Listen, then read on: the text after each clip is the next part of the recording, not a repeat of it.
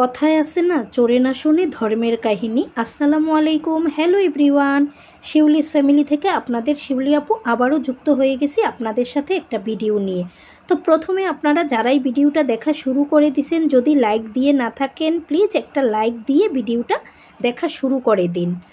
তো দেখাবো আজকে কি একটা ভিডিও আর কি। তো যাই হোক, চলুন আমার সাথে যাওয়া যাক। প্রথমে এই যে দেখছেন বিশাল এক তরমুজের হাট, আর এই তরমুজের হাট কিন্তু আমার বাসার একদম কাছে। তো এখান থেকে আমি কিছু তরমুজ কিনবো। এই যে তরমুজগুলো মাপা হয়ে গেছে, এখন হচ্ছে এই যে সবগুলো নামিয়ে নিতেছে। তো এখানে আমি প্রায় 8-10টার মতো তরমুজ কিনে নিলাম আর কি। তো সবগুলো তরমুজ এই যে দেখছেন তরমুজ বিক্রেতা একসাথে নিয়ে নিতেছে। তো আমার আরও অনেক কেনাকাটা বাকি, সেগুলো এখন করব। আর বাসার সাথেই যেহেতু কোনো সমস্যা নাই। তো এইখানে এই যে দেখতে পাচ্ছেন আমি এখন চলে গেলাম খেজুর কেনার জন্য। তো এখান থেকেও আমি অনেক খেজুর কিনবো। তো দেখতেছি এটা কিন্তু আড়ত একদম আমার বাসার সাথেই। তো এখান থেকে এখন আমি দেখি কিছু খেজুর কিনবো।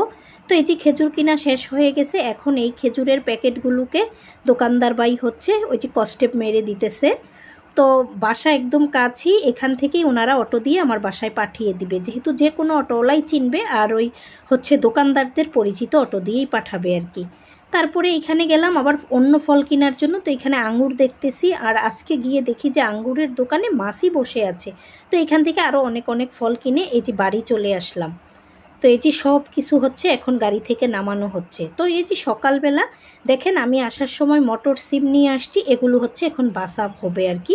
তো এখানে আমার শাশুড়ি, যা, আমি, আমার ননদ সবাই মিলে হচ্ছে এগুলো পরিষ্কারের কাজে লেগে গেলাম। তো এগুলো পরিষ্কার করে নিতেছি এক এক করে। এই যে দেখতেই পাচ্ছেন মটর সিমগুলো পরিষ্কার হয়ে গেছে। আর এই মটর সিম দিয়ে কি হবে সেটা তো আপনাদের দেখাবই। তো দেখতেই পাচ্ছেন কত সুন্দর একদম ফ্রেশ মটর সিমগুলি ছিল, আর একটু সস্তাও ছিল। যাই হোক, অনেকগুলো আনাতেই হয়তো বা সস্তা হয়েছে আর কি।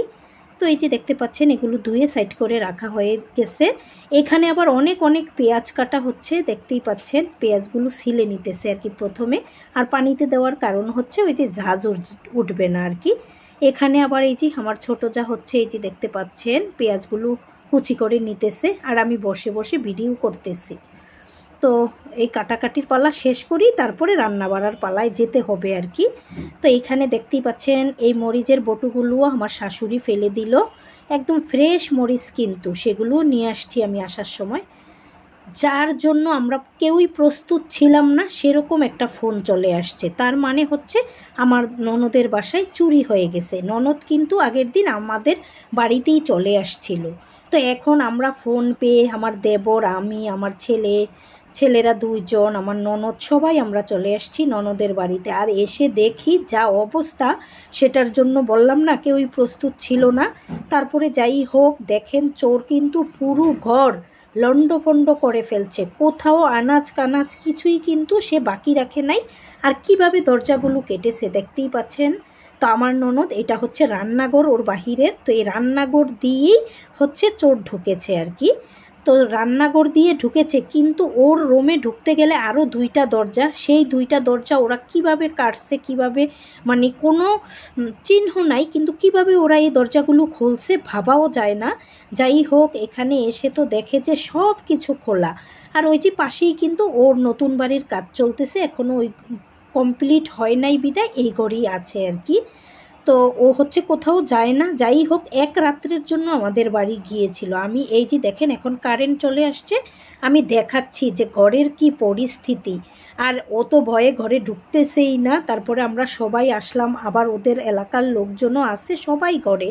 তো কিভাবে যে চোর ঢুকলো আর কিভাবে যে কি নিয়ে গেছে এখন তো বোঝা যাবে না। যখন দরকারি কোনো কাগজপত্র লাগবে তখন হয়তো বা বোঝা যাবে যে চোর কি নিয়ে গেছে, কি আছে। দেখতেই পাচ্ছেন একদম আলমারি পুরো লণ্ডভণ্ড করছে, যা দরকারি জিনিস তা তো নিয়েই গেছে।